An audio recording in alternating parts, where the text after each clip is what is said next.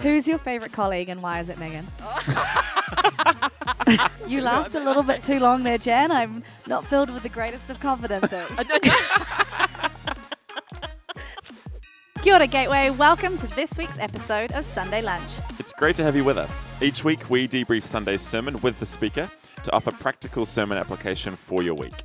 So settle in because this is Sunday Lunch. Good morning and welcome to Sunday Lunch. This morning, Stephen and I have the privilege of sitting down with Jan Carr. Jan is a member of our leadership team. Good morning, Jan. Hello. Good morning. Guys. Good morning, Stephen and Megan. Really good to see you guys. It is so great to have you with us, and I thought that it would be Thank really you. great to kind of bring people along. For most of our listeners who are obviously part of our church and part of our wider faith community, the last time they may have seen you would be in our In Step Pentecost documentary, That's where you shared a right. little bit of your Yeah. journey and your story into charismatic things, the renewal, the Pentecostal nature of our faith.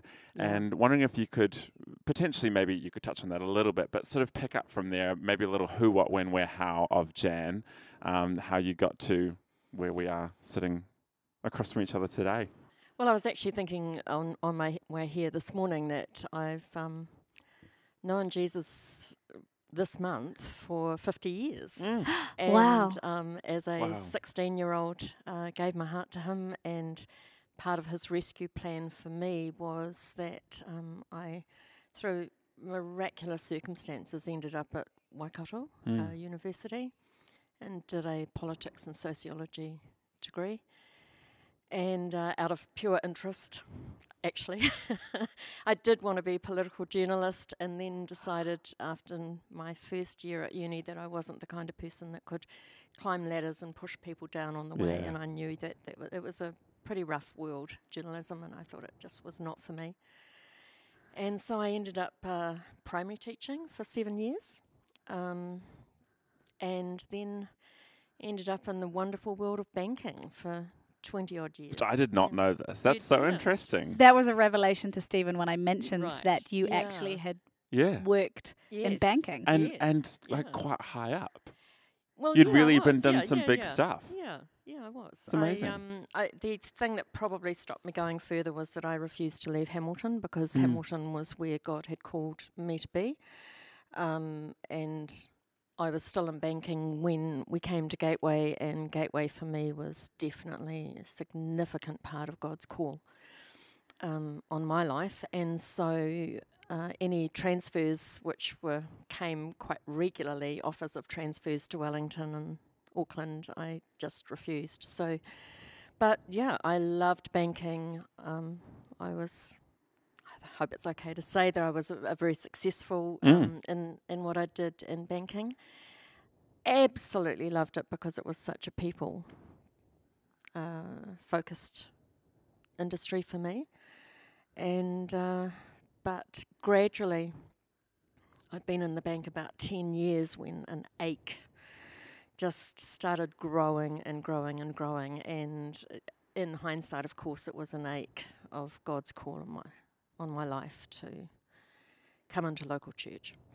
And part of that grew as the first day I came into Gateway. I'd been in the Catholic Church for many, many years, and God lifted us out with a front end loader, literally, which again is too long a story to tell now, but walking into Gateway for the first time, and I walked down the middle aisle just past the sound desk, and it was the one and only time in my walk with Jesus that I've heard an audible voice. It was about, 20 to 10.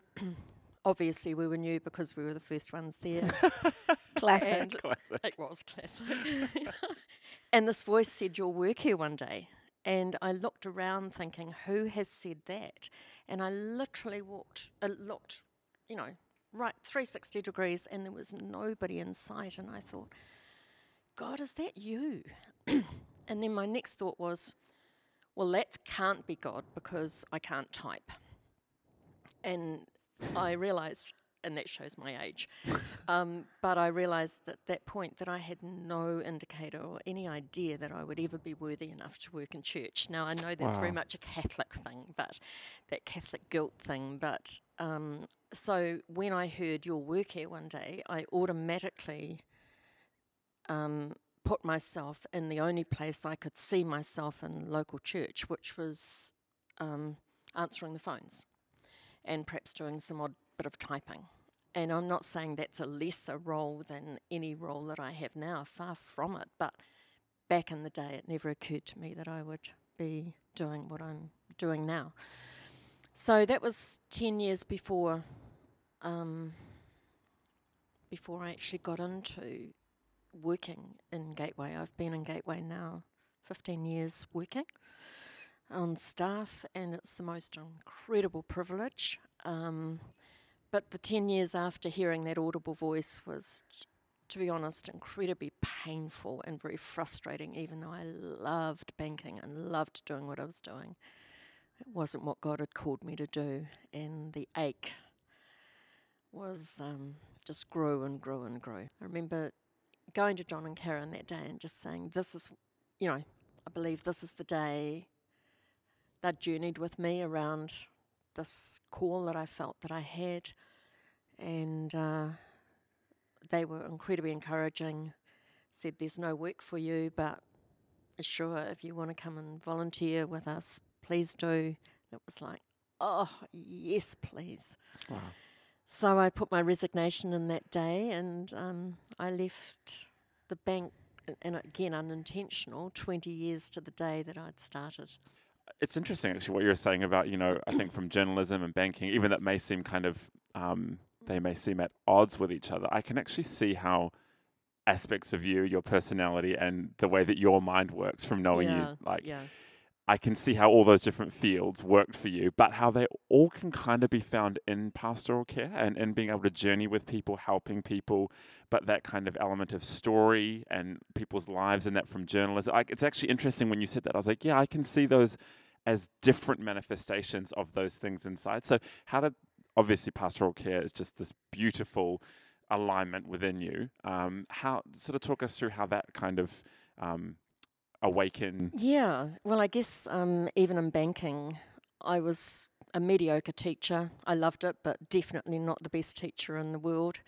But banking, for me, what came alive in the banking industry was just being with people and just ordinary, everyday people and improving their lives in whatever way you could. And a lot of that was through housing, which was one of my fortes in that industry. But I guess for me, when you pick up your cross every day and you follow Jesus, you don't follow him in isolation. I've always considered that following Jesus was following him in community and with people. And so as banking was a people industry, as was teaching, and yes, I hadn't thought of it in journalism, you're right. But in that time while I was banking, I did a significant personal healing journey. I studied and got a counselling qualification in that time as well, because again, I wanted to be more than a banker. And so I guess what got me up every morning as I neared coming to being on Gateway staff was, I just want to see people made whole. How do you not take the weight of people's situations and carry that? Yeah, not taking it home with you. I can't, Yeah, how do you draw that line? I guess my counselling training was really helpful because I did all my placements at Gateway because I was working virtually 24/7 banking, also doing that study and training. And so I did my placements at Gateway because I was privileged enough to be given a key to come and see people at night or at the weekend. And so I was working most of that time in the CBD. I would run down from CBD to Gateway, see somebody or see a couple of people and then walk home. And in that time, I learnt to literally put the bank out of my, put it aside till I saw that person and gave them my 100% as best I could. Then I would put that aside to give my family 100% when I got home, and then go back banking. And I think it's a gift, to be honest, but it's also something that I learned over time, but it's a gift that you definitely need. So there is honestly very few times where I take the burden home. And I wouldn't spiritualize it, even though I could, and say, well, we give our burden to Jesus. Yes, we do, but actually he's enabled me, I think, just with the gift of being able to just leave it here when I go. And does it get easier the longer that you do it? Yes, I think you pick up different skills, and it sounds terrible, and I don't mean this to sound cynical, but there's nothing new under the sun is something that comes to you quite regularly. It sounds awful, but I don't know that there's anything that you hear now that would ever surprise you anymore. That comes with time and with years. And I guess that's just experience as well. We're really privileged being part of Gateway that as a church we have a heavy focus on pastoral care and providing that for our people. And not all churches have such a focus on that necessarily in providing the counselling services that we do. I guess to really put it bluntly, and you're on the leadership team, so I think I can ask you this. Why do we care? Why do we place such an emphasis on pastoral care? Why do we get involved? Why is it something that we are concerned about? Well, if we talk about valuing people and we talk about valuing authenticity and vulnerability and obviously integrity, then we have to put our money where our mouth is. And I think that's why we invest in people in the way that we do. It's good. And we do genuinely care. And I mean, it's making resilient disciples. It's one of those real practical things of walking people through things. Resilience, as you said, the funerals, it's the real gritty side of life, Absolutely. Yeah. Absolutely. Thoughts on 2021 and beyond? Very, very interesting cultural times that we are living in. What does the cultural shift feel like for you in your vocation? I definitely think in many ways it's become more difficult as our society has changed. And it's become more difficult in as much as my faith tends to be very simple and simplistic. I gave my life to Jesus 50 years ago and that ain't changing. And I know that sounds ridiculously simplistic and simple, but following Jesus is what I chose to do back then, and I'm going to continue. Now, with the social and cultural change that's going on today and the pressures that are out in our society, especially amongst our younger folk, I guess it blows me away. And sometimes if anything burdens me, it would be that, the pressures that they're under. Jan, how do you look after yourself? Keeping that hope-filled perspective on life, how do you do that? Well, when you go on holiday, you go to Australia. I see how you do it. That's so true. I know it sounds weird, but even in banking, I learnt that I couldn't leave my job unless I was somewhere where a phone was, just out of range. And that was back then when phones were much larger than they are today. So seriously, my family live in Australia, and that is a huge blessing, without a doubt, that when the Trans-Tasman bubble is open, my holidays are with my family in Australia. That's huge for me. But actually, every day, I'm a classic introvert. I guess I have good social skills. I was going to say, because I wouldn't have picked you as an introvert. You're the most extroverted introvert I think I've ever met. And yet, when we were at that wedding and we sort of talked to each other, and it was like, oh, look at you. I was sitting in a corner, like just peopled out. And you were like, are you okay? I'm like, yeah, just peopled out. But obviously, you're having a great time, and you're like, oh my gosh, yes, but I want to just be sitting in a corner. It's so funny, like the reality of...